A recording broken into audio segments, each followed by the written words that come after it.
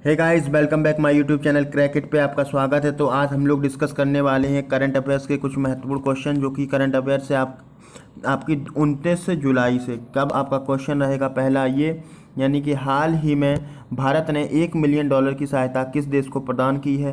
तो इसका right answer हो जाएगा आपका उत्तर कोरिया। क्या होगा? तो इसका करेक्ट आंसर हो जाएगा उत्तर कोरिया। अब हम लोग इसके बारे में जानेंगे। तो इसका यानी कि भारत सरकार ने हाल में विश्व स्वास्थ्य संगठन के अनुरोध पर, यानी कि विश्व स्वास्थ्य संगठन यानी WHO के कहने पे यहाँ पे जो राशि है $1 मिलियन दी है। किसको? उत्तर कोरिया को। अब ये किसके लिए दी गई है? तो ये आपकी WHO का जो यानी अभियान है, एंटी ट्यूबरक्लोसिस प्रोग्राम, यानी कि जो WHO का लक्ष्य है वो है 2030 तक टीबी मुक्त विश्व टीबी मुक्त होगा 2030 तक, जो कि लक्ष्य है WHO का। हम लोग भारत की बात कर लेते हैं तो भारत का यानी लक्ष्य है टीबी मुक्त का वो है 2025 तक का। तब कब तक का है? वो है 2025 तक का, यानी टीबी मुक्त भारत। तो यहाँ पे हम लोग लिंक करके और भी पढ़ना चाहेंगे तो हम लोग जानेंगे इसके बारे में और डिटेल। जैसे कि अब हम लोग यहाँ पे भारत जो अभी अभियान चला रहा है टीबी के लिए, जो भी अभियान चलाए हैं भारत ने, तो कौन कौन से अभियान चलाए हैं उस चीज़ के बारे में हम लोग जानेंगे। जैसे कि आपका अभियान होगा निश्चय इकोसिस्टम, तो ये टीबी सूचना प्रणाली होगी। निश्चय इकोसिस्टम तो आपका होगा टीबी सूचना प्रणाली। और निश्चय पोषण योजना, ये है टीबी रोगियों को वित्तीय सहायता प्रदान करने के लिए। और आपका एक होगी योजना सक्षम प्रोजेक्ट, तो सक्षम प्रोजेक्ट के तहत यहाँ पे क्या होगा भारत में, तो ये पहल टाटा इंस्टीट्यूट सोशल साइंस के द्वारा चलाई गई है। ठीक है। अब हम लोग यहाँ पे बात करेंगे उत्तर कोरिया की, तो उत्तर कोरिया की कैपिटल होगी प्योंग यांग, और यहाँ के जो तानाशाह हैं वो आपको दिख रहे हैं किम जोंग। ठीक है। नेक्स्ट क्वेश्चन करेंगे। तो नेक्स्ट क्वेश्चन आपका रहेगा, हाल में विश्व हेपेटाइटिस दिवस कब मनाया गया? 28 जुलाई, 27 जुलाई या 26 जुलाई या फिर होगा 22 जुलाई? तो इसका राइट आंसर हो जाएगा आपका 28 जुलाई। क्या होगा? 28 जुलाई। तो 28 जुलाई को हम लोगों ने मनाया है विश्व हेपेटाइटिस दिवस, और साथ में ही विश्व प्राकृतिक संरक्षण दिवस। क्या? तो विश्व प्रकृति संरक्षण दिवस भी हम लोगों ने मनाया है। कब? तो 28 जुलाई को। कब मनाया है? 28 जुलाई को मनाया है। ठीक है। तो यहीं से अब हम लोग क्वेश्चन को जानेंगे, यानी क्वेश्चन के बारे में जानेंगे। तो हम लोग क्वेश्चन जानेंगे यहाँ पे, जैसे कि आपका 27 जुलाई, 26 जुलाई, 22 जुलाई। तो यहाँ पे इंपॉर्टेंट क्वेश्चन आपका 22 जुलाई से भी बनेगा, यानी 22 जुलाई को हम लोगों ने क्या मनाया? तो पाई अनुमोदन दिवस मनाया। क्या मनाया हम लोगों ने? पाई अप्रोक्सीमेशन डे। ठीक है। पाई अप्रोक्सीमेशन डे मनाया हम लोगों ने 22 जुलाई को। अब हम आपसे पूछेंगे, भाई कारगिल दिवस कब मनाया? कारगिल दिवस हम लोगों ने कब मनाया? ये आप लोग आंसर करेंगे कमेंट में, क्योंकि कल ही क्वेश्चन कराया गया था। ठीक है। और यहीं से आप रिलेट करके क्वेश्चन पढ़ेंगे 26 जुलाई का। तो 26 जुलाई को हम लोगों ने मनाया है वर्ल्ड पेरेंट्स डे। क्या मनाया है? वर्ल्ड पेरेंट्स डे मनाया है हम लोगों ने 26 जुलाई को। विश्व जो आपका 18 जुलाई को क्या मनाया है? तो 18 जुलाई को हम लोगों ने मनाया है नेल्सन मंडेला डे। क्या मनाया है? नेल्सन मंडेला डे मनाया है। क्वेश्चन नेक्स्ट करते हैं। और थीम की बात, हाँ रही यहाँ पे थीम, तो थीम को भी हम लोग जान लेते हैं। तो थीम इसकी क्या रही है? तो थीम इसकी रही है हेपेटाइटिस मुक्त भविष्य। ठीक है। और जो 2019 की थीम होगी, 2019 की थीम यहाँ पे क्या रही? तो 2019 की थीम थी हेपेटाइटिस को खत्म करने के लिए निवेश। ठीक है। अब यहाँ पे हेपेटाइटिस के बारे में समझते हैं। तो हेपेटाइटिस क्या है?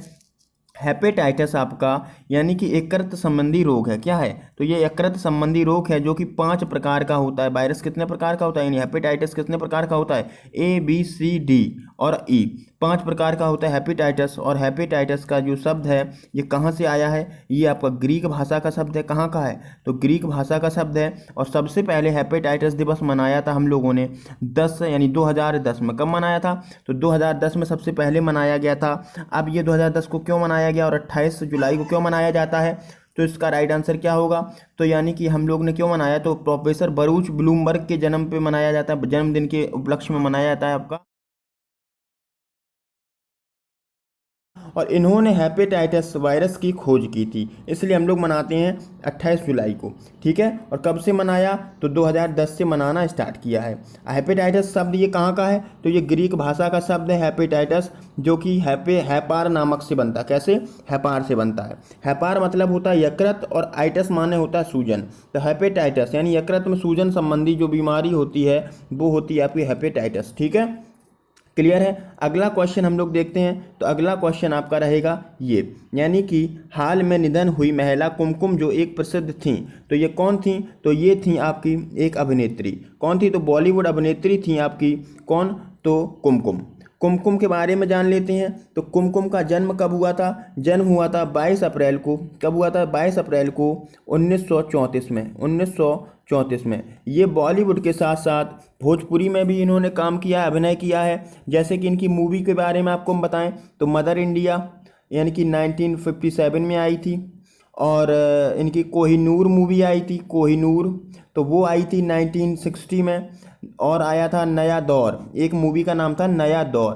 तो नया दौर भी मूवी आई थी इनकी 1957 में, 1957 में। अब भोजपुरी मूवी की बात करेंगे तो भोजपुरी मूवी इनकी आई थी गंगा मैया तेही प्यारी। ये आपकी आई थी Bhojpuri movie, first Bhojpuri movie आई थी इनकी। अब यहाँ से इनके बारे में और जैसे हम लोग जानेंगे डिटेल। तो इनका निधन कब हुआ है? 28 जुलाई को हुआ है। कितनी उम्र थी इनकी? तो इनकी उम्र थी 86 वर्ष। कितनी थी? 86 वर्ष। और इनका जो पूरा नाम था, रियल नेम, वो था जुब्बे निसा। क्या नाम था? तो इनका नाम था जुबे निसा। क्या नाम था? तो इनका नाम था जुबे निसा। ठीक है। अब ऑप्शन के बारे में हम लोग देख लेते हैं। तो आपके सामने ऑप्शन दिए गए हैं 4, जिसमें फुटबॉल खिलाड़ी से संबंधित आपका क्या होगा? अभी हाल में पीके बनर्जी जो आप लोगों ने सुना होगा, जिनका निधन हो गया, तो वो फुटबॉल क्रिकेटर हैं, वो फुटबॉल खिलाड़ी थे। कौन? पीके बनर्जी। और यहाँ पे आपको दिख रहा होगा अमेरिकी गायक। तो अमेरिकी गायक के रूप में अभी जो केनी रोजर्स यानी केनी रोजर्स का निधन हो गया है, तो वो थे वो थे अमेरिकी गायक। कौन थे? अमेरिकी गायक थे। मशहूर रंगकर्मी की अगर बात करेंगे तो यहाँ पे ऊषा गांगुली को आप लोग पढ़ सकते हैं लिंक करके, यानी कि ऊषा गांगुली का निधन हो गया अभी हाल में, तो वो थी एक मशहूर रंगकर्मी। ठीक है। हाँ, अगले क्वेश्चन की ओर हम लोग बढ़ते हैं। तो ये रहेगा। तो क्वेश्चन है आपके सामने, यानी कि हाल ही में राज्य ने रोजगार, यानी हाल में किस राज्य ने रोजगार नामक पोर्टल लॉन्च किया? तो इसका राइट आंसर होगा दिल्ली। क्या होगा? दिल्ली। अब ये पोर्टल है किससे संबंधित है? तो ये हम लोग जानेंगे। यानी भारत जो आपका दिल्ली ने कौन सा पोर्टल? तो आपका रोजगार बाजार नामक पोर्टल लॉन्च किया है, जो कि रोजगार से संबंधित, यानी जॉब से रिलेटेड, जो अभी लॉकडाउन के चलते, कोरोना के चलते बेरोजगार हो गए हैं, तो उनको जॉब ढूंढने में उनको आसानी दिलाएगा ये। अब ये किसने लॉन्च किया? तो ये किया अरविंद केजरीवाल ने। किसने किया? तो दिल्ली के मुख्यमंत्री अरविंद केजरीवाल के द्वारा लॉन्च किया गया है पोर्टल। अब यहीं पे हम लोग जानेंगे और भी इसके बारे में डिटेल। तो यानी कि आपका अरविंद केजरीवाल कौन है? दिल्ली के मुख्यमंत्री हैं। और दिल्ली के लेफ्टिनेंट जनरल कौन है? लेफ्टिनेंट गवर्नर कौन है? तो आपके हो जाएंगे अनिल बैजल। कौन होंगे? तो अनिल बैजल होंगे लेफ्टिनेंट गवर्नर। अब यहाँ पे हम लोग पढ़ेंगे इस ऑप्शन के अकॉर्डिंग। तो ऑप्शन के अकॉर्डिंग आपका दिख रहा होगा यूपी, मेघालय, एमपी। तो यूपी में कौन सा अभी पोर्टल एक लॉन्च किया गया था? तो यूपी में किया गया था जन सुनवाई पोर्टल। कौन सा? जन सुनवाई पोर्टल, जो कि प्रवासी यानी जो आपके उत्तर प्रदेश के बाहर फंसे हुए मजदूर थे, उनको वापस लाने के लिए चलाया गया पोर्टल था। कौन सा? जन सुनवाई पोर्टल। मेघालय से हम लोग पढ़ेंगे, यानी वॉक टू वर्क वेडनेसडेज नामक पोर्टल शुरू किया गया था। मध्य प्रदेश में रोजगार सेतु पोर्टल शुरू किया गया था। तो अब हम लोग बढ़ते हैं नेक्स्ट क्वेश्चन की ओर। तो नेक्स्ट क्वेश्चन आपका रहेगा ये, हाल में किस देश के गुरुद्वारे को मस्जिद में बदलने पर भारत ने विरोध जताया? तो इसका राइट आंसर होगा पाकिस्तान। तो पाकिस्तान में जो गुरुद्वारा है उसको मस्जिद में बदलने की बात हो रही है, तो इसका विरोध किसने जताया है? तो भारत ने जताया है। अब ये जो आपका गुरुद्वारा है कहाँ पे स्थित है? तो ये लाहौर के नौलखा बाजार में स्थित एक गुरुद्वारा है। कहाँ पे? लाहौर में स्थित नौलखा बाजार। कहाँ पे? तो आपका लाहौर में स्थित है ये गुरुद्वारा, जो कि शहीदगंज के स्थान के रूप में बदलने का प्रयास किया जा रहा है। इसका विरोध किसने जताया है? तो भारत ने जताया है। अब ये कैसे, क्या है, इसके बारे में जान लेते हैं। तो ये आपका लाहौर के नौलखा बाजार में स्थित है। ये भाई तरू सिंह किसकी शहादत का स्थल है? तो भाई तरू सिंह की शहादत का कौन? तो आपका जो गुरुद्वारा है। ठीक है। अब जो तरू सिंह थे ये कौन थे?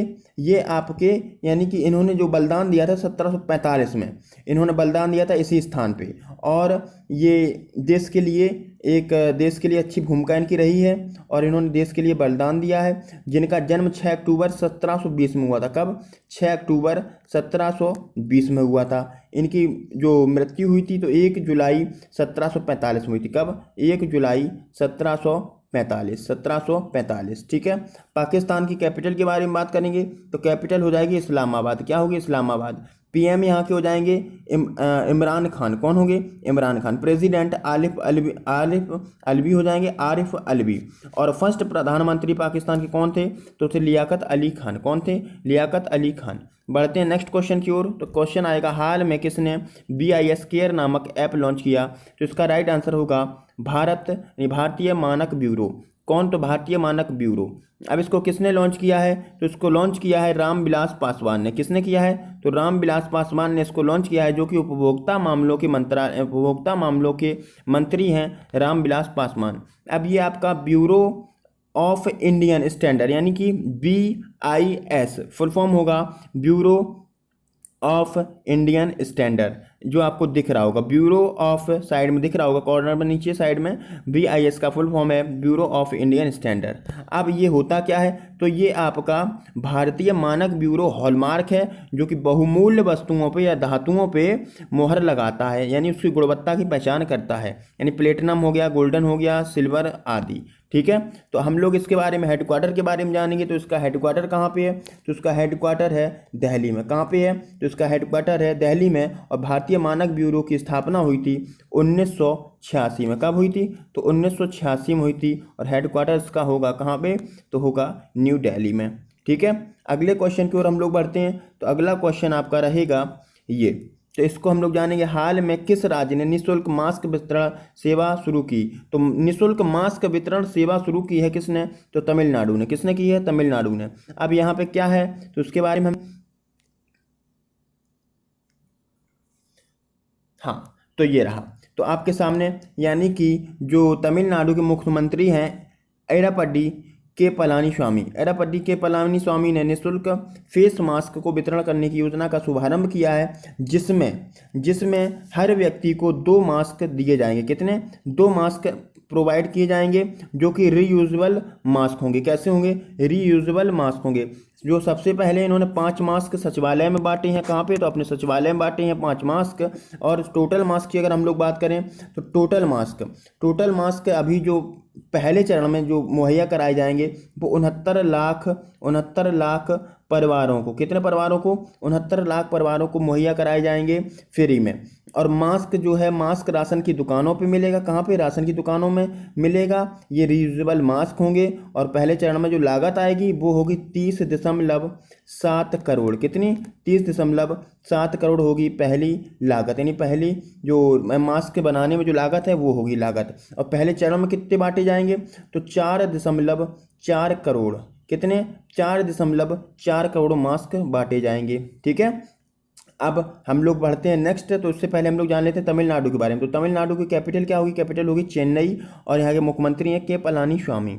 ठीक है, अगला क्वेश्चन आपके सामने रहेगा ये, हाल में किसने डेयर टू ड्रीम 2.0 नामक प्रतियोगिता लॉन्च की? तो इसका राइट आंसर हो जाएगा DRDO। क्या होगा? DRDO, यानी कि हम लोगों ने समझा यहाँ पे क्या? तो DRDO यानी कि डिफेंस रिसर्च ऑर्गेनाइजेशन। अब यहाँ पे समझना है आपको। तो ये APJ अब्दुल कलाम दिख रहे हैं, डॉक्टर APJ अब्दुल कलाम, जो कि पूर्व राष्ट्रपति हैं भारत के, यानी थे। तो इनका जो 5वीं पुण्यतिथि है, तो उस अवसर पे डेयर टू ड्रीम नामक प्रतियोगिता का अनावरण किया गया। इसमें जो प्रतिभागी होंगे वो भाग लेंगे। इसमें यानी एरोस्पेस स्टार्टअप संबंधी बढ़ावा या प्रोत्साहन देने के लिए प्रतियोगिता का अनावरण किया गया है, जिसमें विजेता को 10 लाख रुपए की पुरस्कार राशि दी जाएगी। और जो व्यक्तिगत होंगे विजेता वो होंगे 5 लाख इनाम, जो इनाम होगा, पुरस्कार होगा, वो 5 लाख होगा। अब हम लोग बढ़ते हैं। तो उससे पहले DRDO के बारे में जान लें। तो DRDO की स्थापना हुई थी 1958 में। कब? तो 1958 में। हेडक्वार्टर है न्यू दिल्ली। इसके जो हेड हैं वो हैं जी सतीश रेड्डी। अगला क्वेश्चन तो आपके सामने है, हाल में मौसम नामक ऐप किसने लॉन्च किया? तो इसका राइट आंसर होगा पृथ्वी विज्ञान मंत्रालय। किसने? तो पृथ्वी विज्ञान मंत्रालय। ठीक है, आप इसमें हम लोग जानेंगे तो ये करेगा क्या? तो ये अभी हाल में लॉन्च किया गया है मौसम नाम का मोबाइल एप्लीकेशन, जो कि मौसम संबंधी सभी जानकारियों को बताएगा। अब इसमें कितने जो शामिल हैं शहर? तो इसमें 200 शहर शामिल किए गए। अभी हाल में 200 शहर शामिल किए गए हैं, जो 200 शहरों की ये जानकारी बताएगा। हवामान संबंधी जानकारी हो गई। तो अब अब पृथ्वी विज्ञान मंत्रालय दिवस कब मनाया जाता है? तो आपका 27 जुलाई को अभी हाल में मनाया गया था पृथ्वी विज्ञान दिवस, जो आपका अभी कराया था क्वेश्चन थोड़ी देर पहले। तो अब हम लोग जानेंगे जो डॉक्टर हर्षवर्धन, जो कि एक स्वास्थ्य मंत्री भी हैं, साथ साथ पृथ्वी विज्ञान मंत्रालय के भी मंत्री हैं। अगला क्वेश्चन आ जाएगा आपके सामने, तो क्वेश्चन होगा ये, तो इसके बारे में जानेंगे। जो आपका क्वेश्चन है, तो हाल ही में भारत ने किस देश को ब्रॉड गेज इंजन भेंट किए? तो इसका राइट आंसर हो जाएगा आपका बांग्लादेश। क्या होगा? बांग्लादेश। तो बांग्लादेश को अभी हाल में इसने 10 ब्रॉड गेज इंजन प्रोवाइड करवाए हैं, यानी भेंट किए हैं।